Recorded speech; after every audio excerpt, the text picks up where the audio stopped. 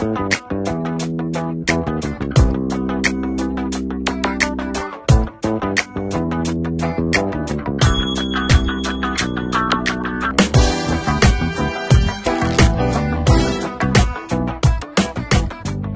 the time it was said and done, we had 2,496 players.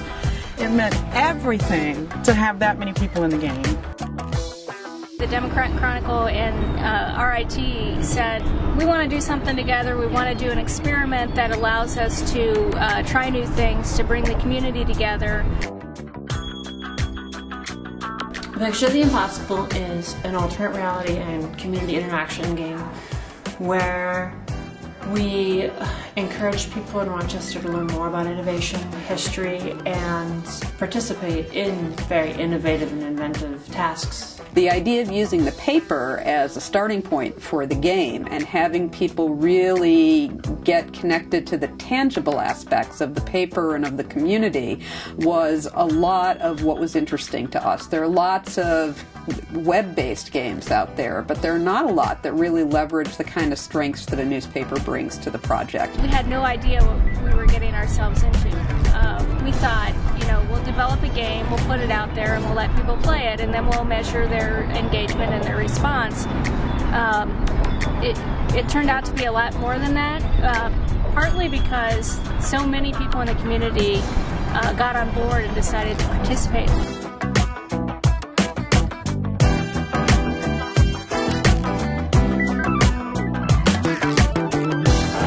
What made it so new was that we didn't really take things, we took little pieces here and there, but we didn't really model it after anything. We sort of let our process kind of define what it became, and it became a lot of different things. It wasn't just out in the community, it wasn't just on the web, it was all over the place.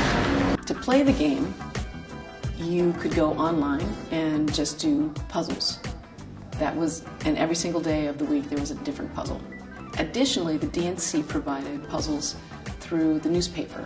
There were local challenges, so on Wednesday you had to put pictures together from several different sectors of the city, and people got in forums and cooperated with other people from different sections of the city, which was amazing. I love jigsaw puzzles, and that was really fun, and they were easy for me, and I thought, okay, well, I can do this. And pretty soon I was hooked. We also tied each of the factions to a local charity so that you could join because you liked the description of it, that, you know, the watch is always watching for injustice kind of thing, or you could join because the watch was supporting Wilson Commencement Park, or because the trees were supporting Golisano Children's Hospital, or the forge was supporting Food Link. Different members of a faction would go work together. The scavenger hunts were often team efforts. People would say, hey, one of the scavenger hunts was to go to the Mount Hope Cemetery. So maybe 5, 6, 7 people would say, hey, let's all meet there and let's do this all together. In the beginning I thought it would be pretty casual, you know, go out, do a couple of scavenger hunts here and there. I didn't realize by the 5th or 6th week how intense it was going to get. I found myself checking the website multiple times a day. I'd sign in at school, do some games, I'd come home, check the leaderboards. We knew that it would help bring the community together because everybody was playing for the same cause. What we didn't know was that they would meet up with each other so often like they did, especially towards the end when the puzzles started to get a lot harder. At the end of 7 weeks, we had not had one instance of negativity or meanness in any of the forums. We hadn't had to moderate a single comment.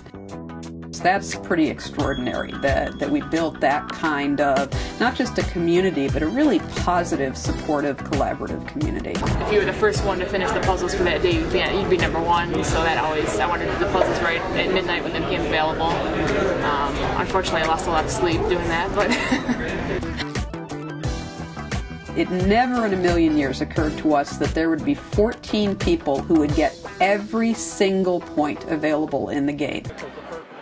Rock deals. Rock deals, yeah. Well, that's what he's got every point possible except on Rock Deals. He hit one thing wrong. I could have swore I clicked the right button. The headline in the November 1st edition of the Democrat and Chronicle summed it up for me. Anything's possible. That's how we ended it. Anything's possible.